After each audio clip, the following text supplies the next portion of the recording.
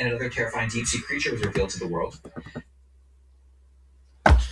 All right, so this is the final part of phase one for my Marvel universe. I'm gonna cap it at 12 movies for each phase. That's if you guys want me to continue for phase two, phase three, etc., etc. But for this first phase, for phase one, just 12 movies. I'm not trying to go through a whole 20 movie subplots because I don't know. I just feel like 12 movies should be enough for phase one. But at the end of the day, if you guys haven't seen my other four parts, please go ahead and watch those for more context. If you want to pause this video to just read through all the slides, you're welcome to do so. But if you want that in story context, go ahead and watch the first four videos.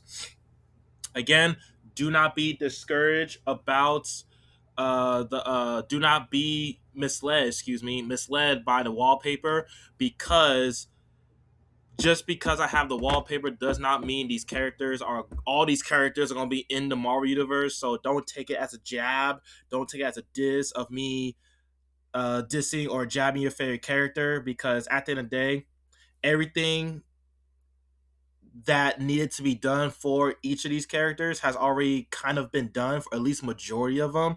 This is just me just spitballing, using my imagination, showing my love for the overall product and um, the overall craft of these comic book characters. If you haven't already, go ahead and get yourself Melanoid, my own personal story that I've written when I was in high school, I believe so. It wasn't originally called Melanoid, so I've written like a whole freaking four book series, and I just went back to it to just re-edit to kind of make the story better. But go ahead and check that out. I'm pretty sure it will be to your liking. If it's not to your liking, just go ahead and leave a negative review. It's all good. But without further ado, let's go ahead and get to the final parts of phase one of my Marvel universe. Of course, the first movie is going to be Spider Man. Next, the X Men. Next is Captain America World War II. Then the X Men 2, the Sentinels. Then it's the Avengers. Next will be the Incredible Hulk. Then Spider Man 2. Then Captain America versus Iron Man. And then Hulk versus Wolverine, which leads us into the last two movies in the slot. Avengers versus X Men. With laws against mutants in effect, the X-Men have been saving mutants from Stark's AI soldiers all over the country. Tony funds a new team of Avengers: John Walker, aka Super Patriot, with Captain America's shield; Clint Barton, still as Hawkeye, a spy sent by shield; Black Widow, a fellow scientist, Hank Pym, that who created a new weapon, the Pym particles, that helps him grow large, and Janet, his wife Janet, shrink, aka the Wasp. General Ross has volunteered to be tested for a new super soldier drug enhanced by the Hulk's blood, transforming him into the Red Hulk, but with control over the Hulk form um, due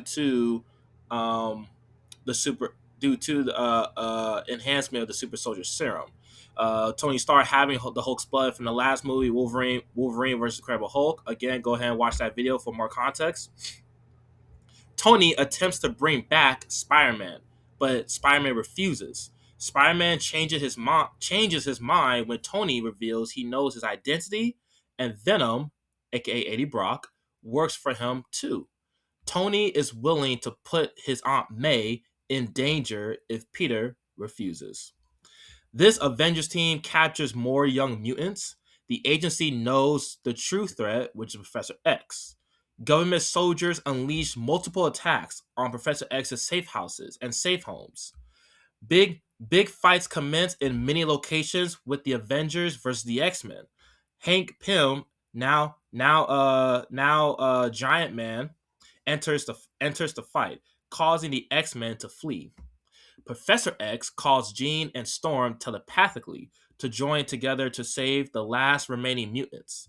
Widow, Black Widow, uses Clint Barton's Hawkeye's arrows to shoot a clean shot at Professor X, killing him instantly as he is distracted talking to Jean and Storm.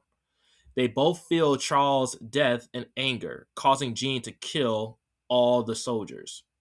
Scott and Storm calm her down before escaping with the mutants. With the death of Charles Xavier, Magneto, now the new leader of the X-Men, plans for a counterattack on the government.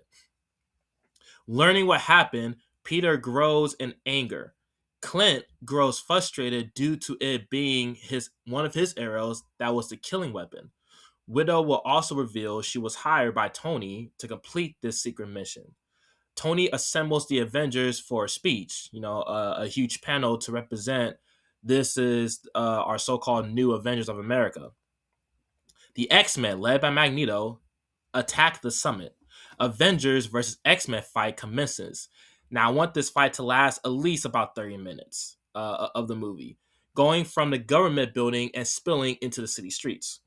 Both teams cause horrendous damage. Jean realizes the destruction and tells everyone telepathically to halt the fight and protect the citizens. We must help the people. They're the true victims, not us, Jean Grey says to her team. As the movie comes to an end, the X-Men save multiple people. Tony sees this and orders Black Widow to flee as the Avengers help the wounded. Enough time passes for more soldiers to show up and surround the X-Men. Jean tells them to surrender because we've already proven our point for all to see. Again, said by Jean Grey. In the aftermath, Tony meets Clint. Clint tells Tony off, and that he didn't sign up for this. After Tony reveals he's the one that set up the speech because he knew the X-Men would come for vengeance and he used the moment to paint them in a negative light. Clint punches Tony and says to him, "You didn't expose them. You've liberated them. Steve was right. Go fuck yourself." A very big moment for Clint Barton Hawkeye there.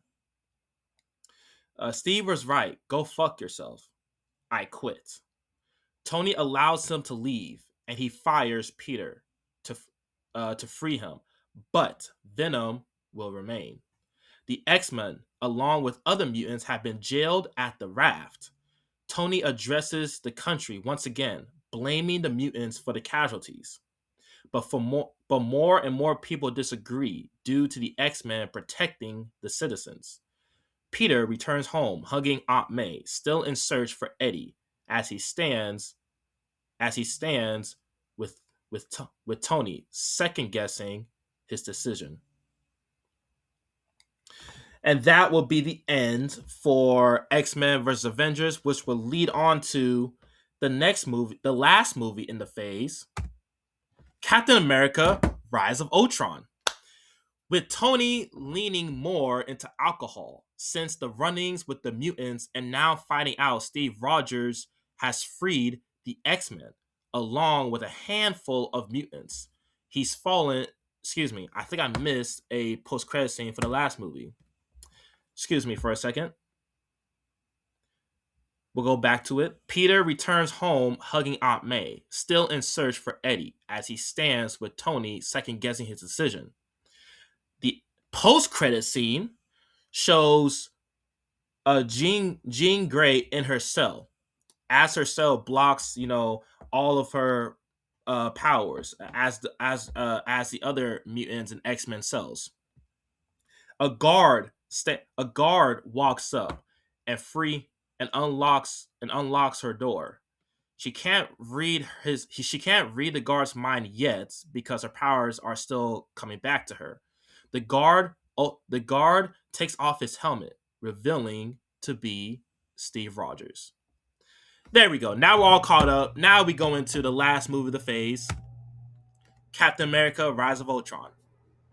With Tony leaning more into alcohol since the run-ins with the mutants and now finding out Steve Rogers has freed the X-Men along with a handful of mutants, he's fallen into desperation and depression, feeling feeling everything is crashing around him. He becomes obsessed with the mutants and angered at his former friend Cap. Knowing of his creation with the Pym particles, he forces Hank Pym to upgrade and recreate his AI Jarvis to take out as much mutants as he can. By affecting his life financially and sending disturbing messages to him and Janet's family. The first part of the movie shows Tony being affected by the war with the mutants, Steve on the run, and Hank creating the AI now called Ultron. Hank shows Tony his new creation and tests it, turning it online. Tony explains its mission, tricking Hank of wiping out the mutants versus tracking them. Because be and Ultron tells both Hank and Tony to wipe out the mutants, we must wipe out humanity. The AI begins to absorb the tech in the lab and kills Tony before he can even counterattack going into his battle armor. He keeps Hank alive and fuses his body and consciousness with Tony's tech. Janet goes to Steve for help after escaping the killing spree alongside John Walker. John Walker apologizes to Steve and gives back his shield. Rest of the movie is Steve, John, Janet traveling to different countries, developing a virus to destroy Ultron before he absorbs all of the world's tech, taking over. Janet will slowly understand what's at stake, involving killing her husband. That's a possibility. The travels takes them back to Russia, leading them to an old Hydra facility, running into Black Widow, causing a fight with Walker, killing her to take the tech that they need.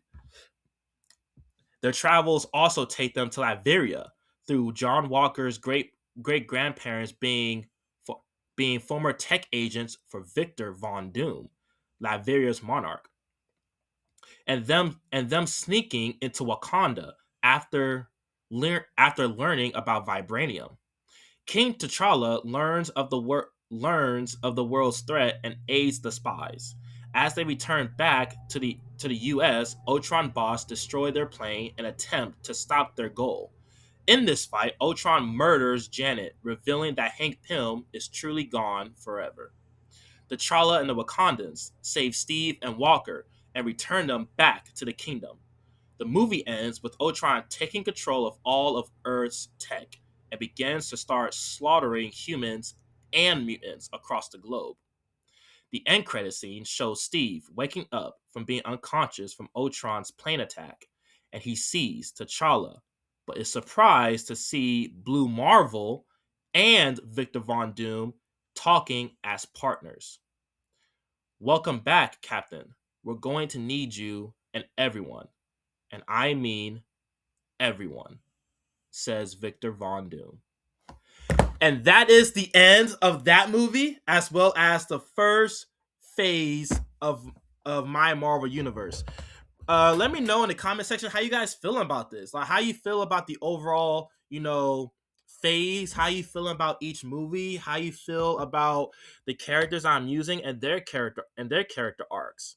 Obviously, if I had to say who's the big three out my universe, it would probably be Captain America, Spider-Man, and maybe the mutants or the X-Men. Maybe even Professor X. But now that Professor X is dead now, I know I'm probably gonna catch. If this was an actual movie, Marvel universe in real life, I feel like I'll probably catch a lot of flack for that about killing all Professor X once again. But at the same time, it's like, I mean, he's been in like 4 movies, so at least you get to see him a lot of times before he eventually dies later. I'm pretty sure I'll probably catch flat if I made Tony Stark a villain, but I want this Marvel universe to be separate from what we already seen. Yes, there's little bits and pieces there that's kind of like the same, but you can't really compare and contrast. Sorry, my camera came out. Don't worry, I'm about to end the video. But yeah, let me know, guys. Do you want me to continue the universe? Maybe add in a phase two. Who knows? You know that's all up to you guys. But appreciate you guys for rocking with me. Y'all have a good one.